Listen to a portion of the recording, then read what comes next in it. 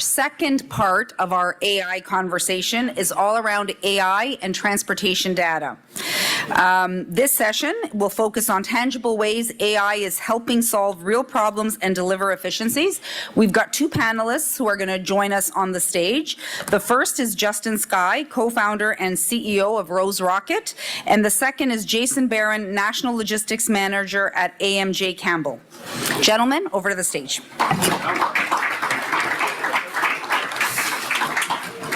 Beautiful. Thanks so much. It'll be fun. It's cold out here. Pleasure. Thank you.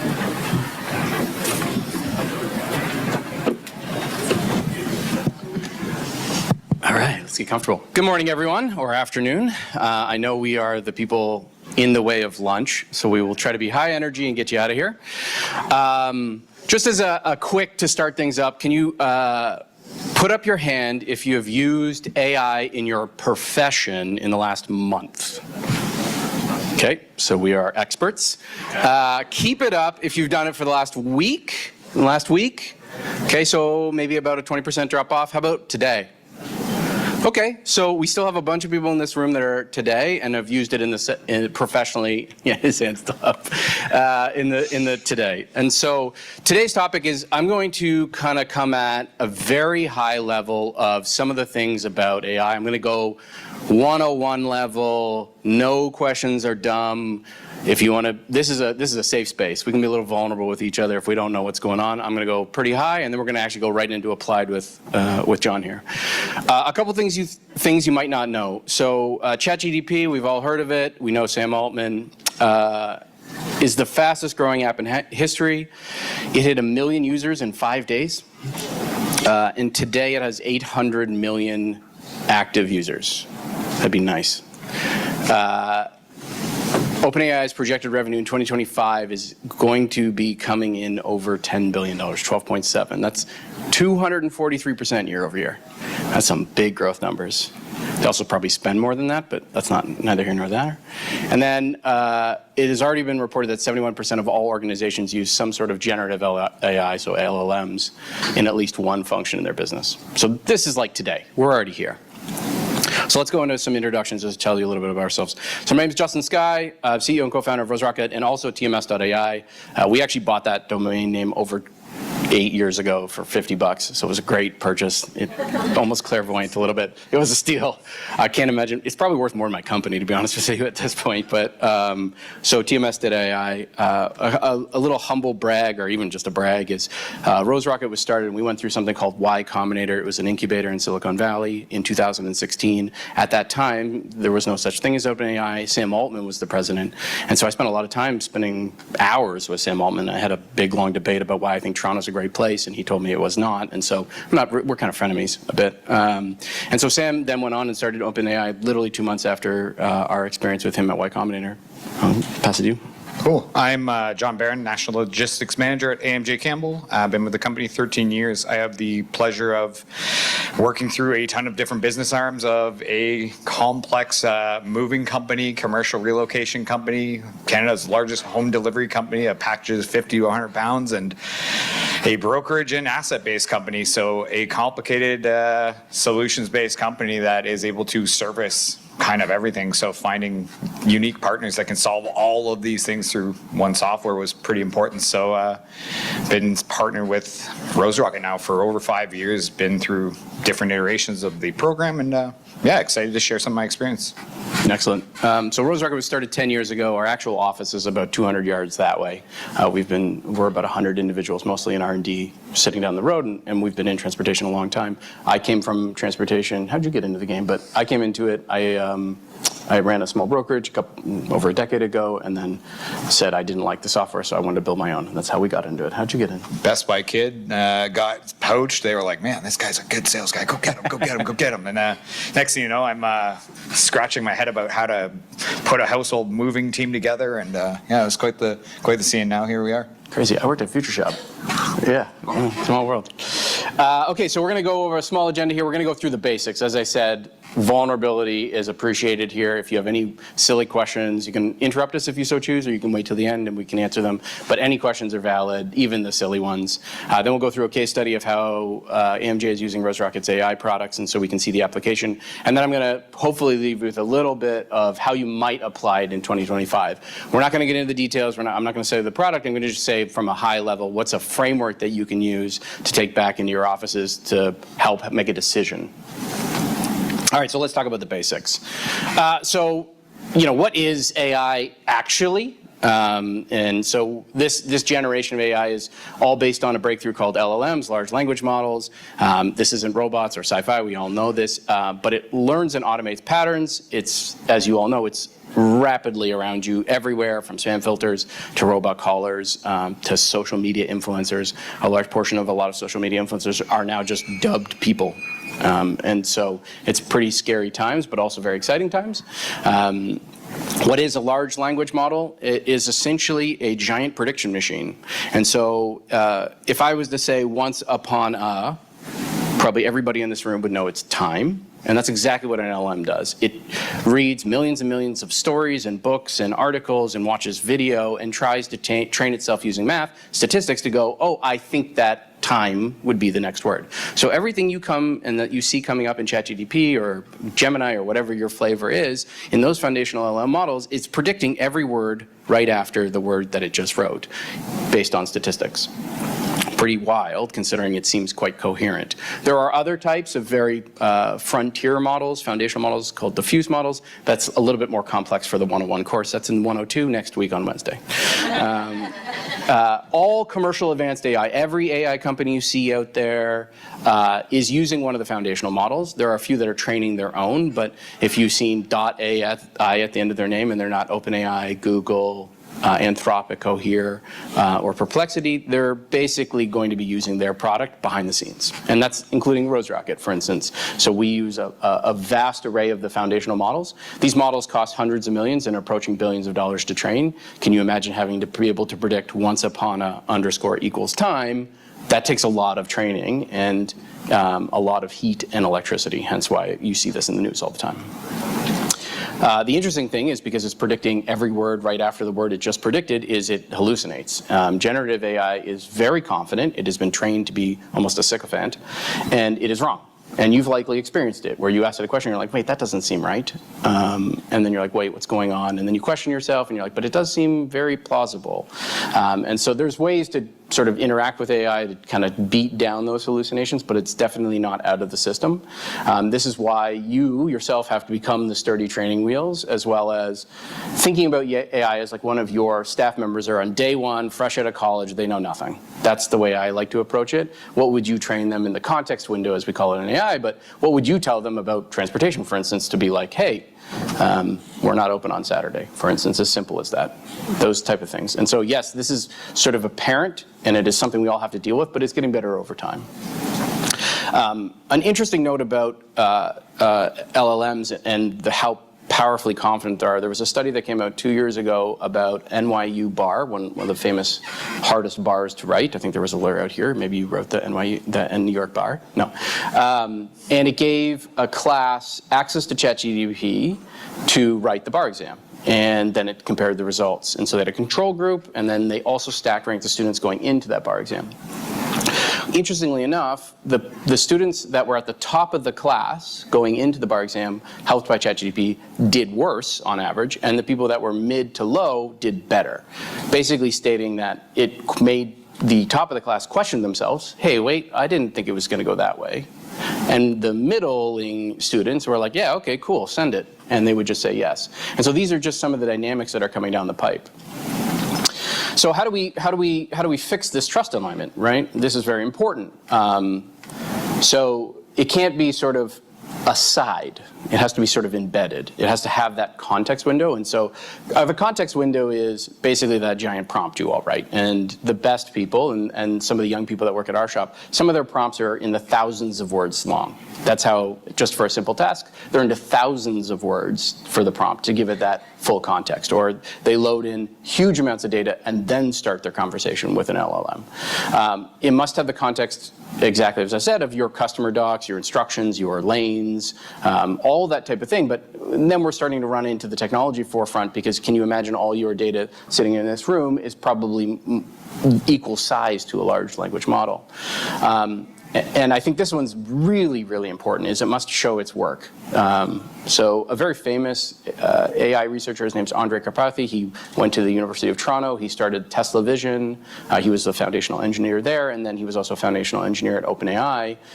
He came up with this really pithy tweet a year ago, which is, the newest, hottest coding language in computer science is English.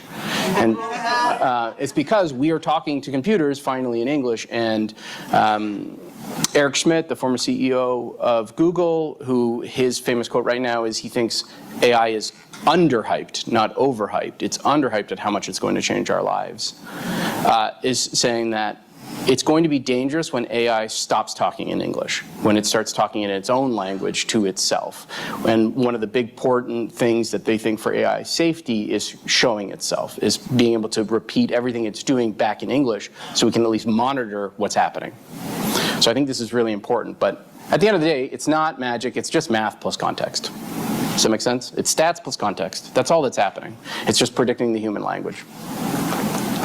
So how do you trust it? This is a principle for Rose Rocket, so this is not what you're going to find online. Internally, how do we apply it? And I think this was talked about in the last session, but we have the 3V concept. We call it visibility, verification, and validation. This is how we develop AI products, because we want to be able to say to our customers confidently, like, you have to see it.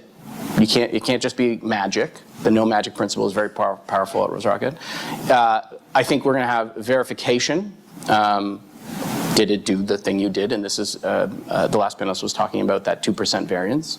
And validation is, did it come with that outcome? And then training that feedback loop. Does that make sense to everyone? We say VVV, you're going to have your own context when you take it back to your offices. So,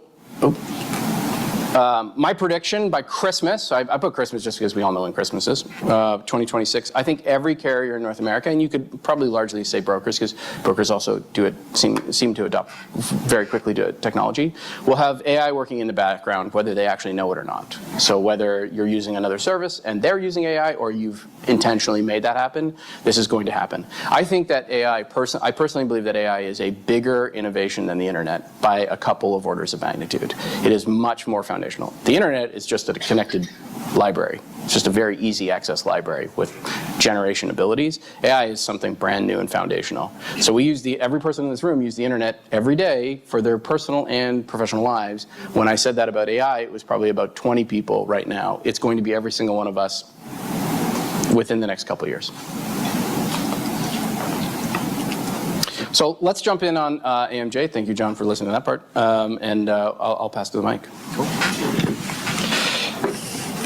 Perfect. Thank you. Yeah, so why am I up here? What was the thing that got me up here? So I said, hey, is there ever a time that I could partner and pair with you to come out and talk about some of my experience? And some of the things that I found cool about Rose Rocket was the AI and the capacity to do unique features faster, better than I was able to do them myself. So it's one thing to have a team of CSRs that hand key orders or do complicated tasks like I have to break up something into dozens of legs. There's so much room for my staff to make errors. How do I scale this? There's a big problem. I can't hire just tons of people. I don't have the headspace to just bring on people to do things that right now Rose Rocket can just assist me with.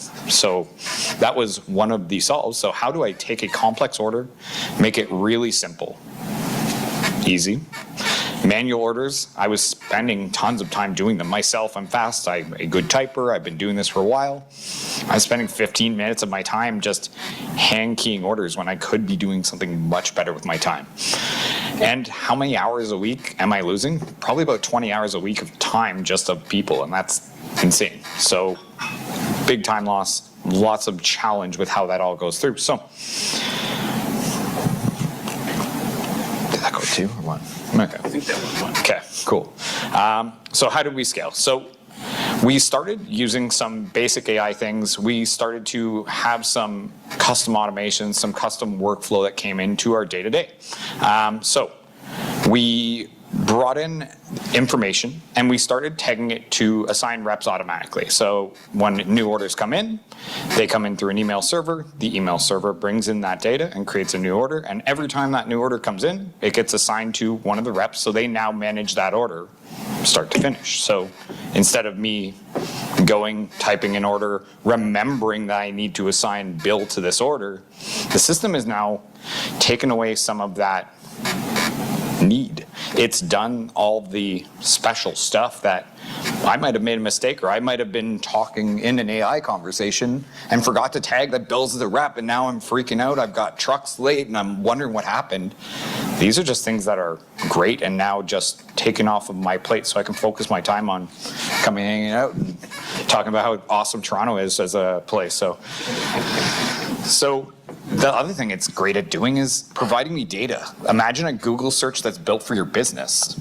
It's great. I can just go and ask it to go find me what I've been doing lately, and it's going and referencing my information, not the internet's information. Putting everything at your fingertips. I remember one of the most frustrating things when I started, it drove me nuts. I'd be like, hey, do you know where this is? Like, do you know where Hamilton is? Everyone's gonna say, yeah. But I remember one of my coworkers just said, Google it. And it was so frustrating. I was like, what are you doing? No, man, I don't want to do that. Like, just tell me where it is. Like, you know where it is. But I started doing it, and I started learning, like, wow, cool. The information, this is going way back, but information was super powerful. I now know it's close. I know all the cities around it. Now, this system has tailored that we can go get that information right out of Rose Rocket. So it was a pretty big mindset shift when I switched over to using Rose Rocket to go, okay, cool. Let me just ask about the information here. Like, what lane should I be running? What's maybe some backhaul I could be booking? Is there backhaul in my system right now that I'm not noticing? It's pretty nice. If I could add, so Rosie is our one of our agents. We have Rosie Rocky Ted. Rosie is the very first one that we launched. TED stands for Total Email Destruction. Please don't tell that publicly. It's just a joke. But Rosie, the reason why it's named Rosie is because back in the day, people would email us if the system was buggy or it was slow or that day. They're like, is Rosie acting up? We're called Rose Rocket. And so they made our system named Rosie. So in an homage to our customers, we named our first agent Rosie. And she's quite smart and also dumb sometimes, fair enough. But so we started working with a lot of email inbounds. So we started finding that we were able to take in email documents and they just generate orders. They come in as untested, unverified, and cool, just as Justin said, validated it. So we get a tag that says, hey, new order showed up. My team knows that it's an unvalidated order. So part of the work and the effort that we put in is, cool, so this new thing came into the system, no effort needed. We need to check this. This is our promise to you that we're making sure that the data that comes in is accurate data, and it's instead of hand keying hundreds and hundreds of lines and all of the information that everyone's requesting these days, the system's done this, and we just need to make sure that we're there to check it and say, yeah, that human touch is still there. No one's leaving AMJ because we've introduced AI.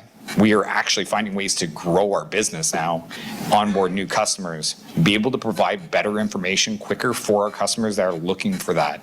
So instead of me just typing, it's me just taking a quick look and making sure that this information is correct, and we're on to the next project.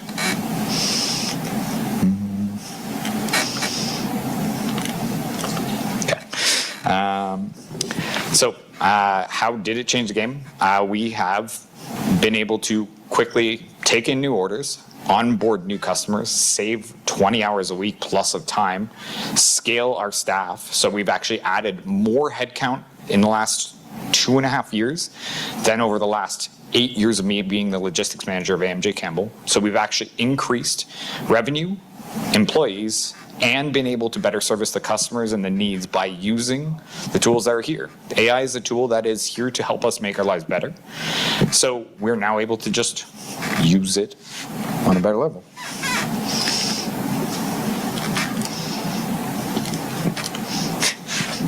Thank you, John. Good luck.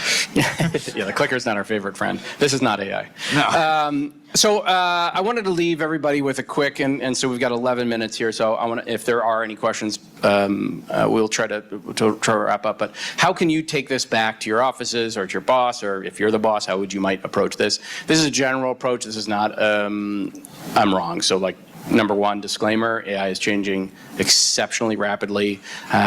We have an internal channel where just almost every day something brand new is coming out, and we're trying to learn on the fly, hire a bunch of young people who are as adaptable as possible in this place. So please don't come at me if I'm wrong in like 3 weeks. I'm hoping that I'm somewhat right. All right, so I'll call it wave one. What I think is ready right now, again, disclaimer, I'm probably wrong. I think LLMs are really, really, really good right now at dealing with unstructured data. So to John's exact point, an email comes in, it says, hey, 5 skids tomorrow. What a regular human being knows that. There's context. 5 skids, that's my customer. I know where they're located in Burlington, yada, yada, yada. I'm going to go create a quote request, or I'm going to create an order just from that. An LLM's getting very rapidly close to being able to do that as well. And it's probably this month, next month, that kind of area. And then, of course, these smart chatbots and agents. I think these are ready right now. You can see them. You can buy them. My only caveat here is when you're taking them back, the more context, again, the more context you can feed it. So the closer it is to your actual core systems, your a source of truth, the better they become. Less hallucinations, more accurate. And so most people would say their source of truth in their business is either their email, an Excel document, maybe a TMS, something like that. So the closer you are to that source of truth, the better they will become. If you just give ChatGPT like, hey, respond to my emails, it won't have all that recommendation, and you'll have less success. What wave two, what I think is coming, probably starting to roll end of year, and then obviously over the next little bit. Predicting future data. So predicting and thinking about future data and patterns. So this is sort of things like most people would have some sort of templating language in their system. Like, hey, every Monday we do this milk run, or every Tuesday we do this order for that main customer. I think it's going to start being able to recognize these patterns and then suggesting that back to you. Hey, do you know that like every time you go to Texas, blah, blah, blah, blah. This one's a little bit more of a scary one, and that's why I put it in wave two, is the autonomous decision making. And so taking the guardrails off and just saying, okay, make some decisions for me. I think this requires something called RAG, which is out in the marketplace right now, but this is I'm going to get a little technical, so apologies, but vectorizing all your data so that it can be semantically searched very rapidly. Okay, what does that all mean? Sorry. It's a tool to allow a whole bunch of data to be able to be pulled. Just like you do in your everyday, you've got a little thing that boils everything down very quickly. It's called your brain. And so that's where we're going to get to with AI. RAG's a great way of doing that. And then, of course, getting into then smart suggesting. So I think this is wave two. There will be a bunch that I have yet to think of, or people have yet to think of. This is rapidly changing so much. I think what the key item that you'd want to think about when picking a solution, unless you all decide to start being OpenAI, is this is kind of like when the iPhone came out.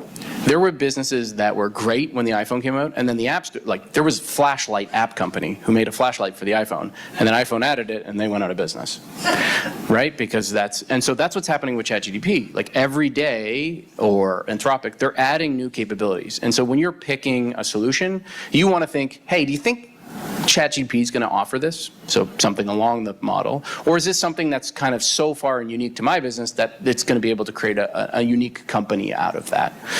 That's a good litmus test to think about, because every week new stuff is coming out and businesses are rapidly changing. Okay, here's my favorite framework though, and this is what we use actually internally at Rose Rocket. I think there's going to be 3 waves: human in the loop, human on the loop, human out of the loop. So human in the loop is you're going to review everything. And this is kind of where we're at right now with AMG. New data comes in, someone checks it. That's that validation, that's verification. Reviews everything, the A task before finalized. Like let's not take the kid gloves off. Human on the loop monitors AI and then flags a mistake. This is the exception handling the previous panelists were talking about. This is just going, and then you feel it enough trusted, it's trained enough, it's got enough context to be like, I'm just going to look for the exceptions, or I'm going to pick a few out. This is kind of like that conveyor belt, and you're pulling the things off the conveyor belt like the Lucy ball. And then human out of the loop, this is the aspirational. I think there are some very narrowly minded tasks that it can do today, but it just runs fully autonomously, and you're good to go, and then you go off and do something better or higher value. So human in the loop, human on the loop, human out of the loop. And aspirationally, we want to get out of the loop for like data entry. Let's get out of that. But maybe we want to then put our efforts into maybe customer communication or human-human interaction. Okay, and so I think this is kind of my whole pitch of why I think that you need to be as close to the source of truth as possible.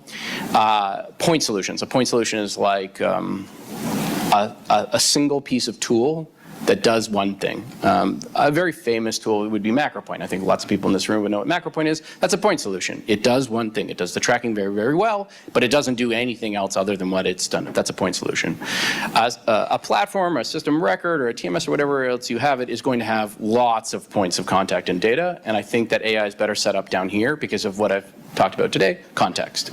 So I mean, this is self-serving. I run a TMS, fair enough. But I would say that AI is, right now, you can get a lot of point solutions. Just make sure that they're deeply integrated with your source of truth, whatever your source of truth is, whether it's an Excel document, whether it's a TMS, whether it's your email, whatever it is, you want to give it as much information as possible, because as these rapidly iterate, you're going to need to give it more and more data for it to be accurate so that you can actually trust it, so that you're not just adding more work to your daily lives. Does that make sense for everyone? Generally? Okay, great. So my closing thoughts is, I think this is no longer optional at this point. I think that if you're not actively having this conversation on Monday mornings, that someone else is and is going to rapidly race past you. And it's not immediate and it's not going to be felt, but we're all farmers and we're using a shovel, and a tractor just showed up for the very first time, and some people are going to be like, what is that machine? What is that horseless carriage? And some people are going to get on this tractor and start building the farms of the future, and some people are going to be like, I like my shovel. And that's where I think we're at. I don't want to be hyperbolic. I'm probably wrong, but I could also be right. And so I think that this is the time to really be rapidly adopting this technology and enjoy it. It's kind of fun sometimes. Sometimes it surprises you and makes really fun friends. So any final thoughts for you, John? No, AI is super cool. Like, conversations with Gemini make me laugh at night. I just sit and talk sometimes. Complex philosophy, it's great. AI is the best. My favorite prompt for ChatGPT is just explain it like I'm 5. Just any concept, explain it like I'm 5. It's my favorite thing ever, because then I feel like it's much stronger. And then my final tip is, if you're using ChatGPT, here's my little handy trick for you all. O3 model, because you get this drop down and it's got the dumbest names of all time. Don't use anything but 3 things. O3 for the most advanced reasoning tasks in ChatGPT. Those are the hardest ones. That's the stuff where you're trying to solve a big problem. 4.0 for rapid stuff, like, hey, literally today, this morning, I was like, how does a septic system work? Weird, I know. That's a 4.0 conversation. A 3.0 would be like, hey, I've got a multifunctional model. And then 4.5 if you're doing creative writing. And then there's a little drop down for deep research. Deep research is a big one. For if you're like, hey, I'd like to learn everything about buying a fridge, send that thing on deep research and let it go for an hour and then come back. Those would be the only 3 I'd use. All the rest, ignore them. At least right now. That's a good pro tip. Yeah. I like it. Also, Andre Karpathy, so just follow him on x.com or whatever it's called now. Any questions? Oh, yeah, sorry. Any questions? Get out of here. I do actually have a question that came in via the webcast. Oh, hi, webcast. How do you see AI being effectively used to analyze raw logistics data and drive the development of new distribution or supply chain solutions? Are there specific areas such as route optimization, inventory management, or demand forecasting where you believe AI has the most immediate and practical impact? Deep. In 3 minutes or less. In 3 minutes or less, yeah, exactly. Deep research? So I spoke about it very broadly, or very briefly, about something called a RAG model, and you'd want to take most of your coherent data into vectorizing that and making decision-making off of it. I would say that we're probably, out of those 3 things, I think route optimization is first out of those three. I don't think you're going to, maybe pricing actually. I think it's going to do very, very, very well at pricing very, very rapidly. So analyzing every quote ever done or current market rates and then giving you suggested. I think it's going to be very good at that. Couldn't even forecast trend. Yeah, definitely forecast trending. For people, staffing, truck capacity. Yeah, like literally next quarter, we're building a lane history tool, and we're actually just sending it into an LM and being like, hey, what do you think is of this lane? That's it. And we're just letting it do it and figuring it out, and then as opposed to hard coding every variable or permutation. Okay, thank you for the presentation. You're welcome. I think the AI, I agree with you that the AI is really important. I expected to hear more in this conference, and I'm happy with the presentation. And sometimes I even think that these days it's more important than the tariffs, honestly, because I do agree with you that in the near future we'll see that it will revolutionize our industry very soon, like the other industries. So the question that I have for you is that it's so broad. Our industry is really complex. What's your core focus using AI, and what's the vision that you have for it in the next 3 years? Who here lives in their email? Yeah, that's going to be over. That would be my guess. I think that if you combined your systems and your email, that will be over with. No more 10 p.m. rapidly trying to get the last 3 quotes of the day out or the last ETAs or whatnot. I think within not even 3 years, I think within 18 months, email is over with. You'll still have to check it, right? Like it's not like you don't have to fall asleep, but you'll still have to Justin said shut it down. Email's gone. We're done. Yeah, it's still there. Yeah. You made a bunch of friends? Please don't like ever. Yeah. That's a dramatic note to leave on lunch. Anyway, gentlemen, thank you very much.